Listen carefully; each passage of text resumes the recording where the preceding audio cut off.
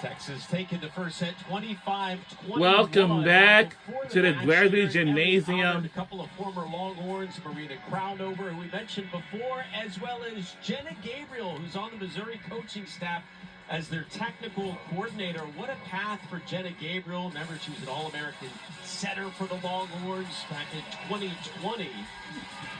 And she ended up calling it a career, at least at first glance, when she left the program, headed to UNLV 3 years ago to be a member of their coaching staff. But after working with the team in the offseason of 2021, Dawn Sullivan was the coach there. Jenna said, hey, I think I have one more year left in me.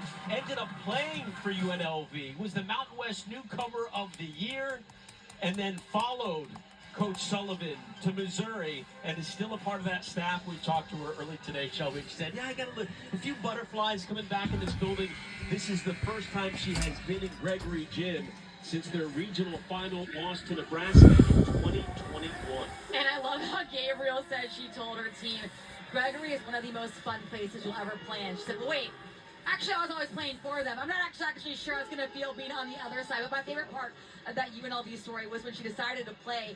That was 1 week before the season started. The fact that you can just jump in like that and make a difference in a conference shows that muscle memory, just actual talent, raw ability. She's one of my favorite players to watch. She's still close with Jared Elliott. They spent some time together during the summer. She said she understands a lot of his decisions, looking back to her play. And we are on the way in set number 2. Part of the coaching staff. Again, Jenna Gabriel, great to see her back at Gregory Gym as Missouri takes the opening point here of set number 2. You touched on a good point, how she told her players yesterday when they came to the gym, listen, this is one of the most intimidating places to play in the country. They said, are you sure? They're looking around. It's an empty gym at that point. It's almost 100 years old. She said, just wait and see once the match gets started. And this is yet another sellout for Texas. The Tigers up 2-0 here in set number 2. Big swing by Colleen Finney. Dawn Sullivan said that she is one of the most feisty players on our team.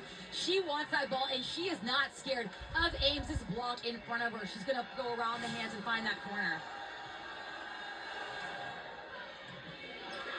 I think for that one was Halter. Here is Madison Skinner, led the team in kills in the opening set.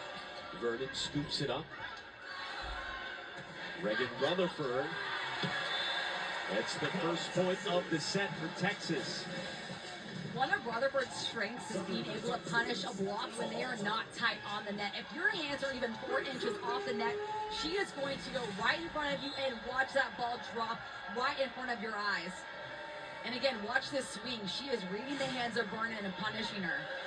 Crownover trying to send over the dump, an awkward play, but Missouri ends up with a point. Missouri did a good job that first set of getting Texas out of system. Texas eventually, though, really cleaned up their block, was not let anything pass them towards the end. Maya Sands, the very first player Dawn Sullivan brought over when she was hired as head coach. Singletary just a bit too strong, and again, those attack errors creeping up again for Texas. That hit, though, is the attack error Jared Elliott's going to take. Big swing, purposeful, right by the line. Keep hitting that for your Singletary. It's going to go in.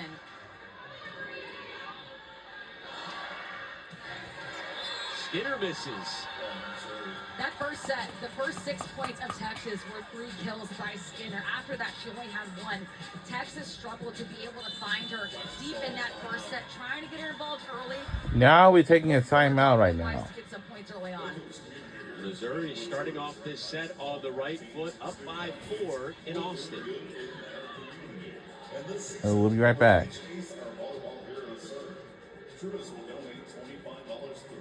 But maybe not. Shopping is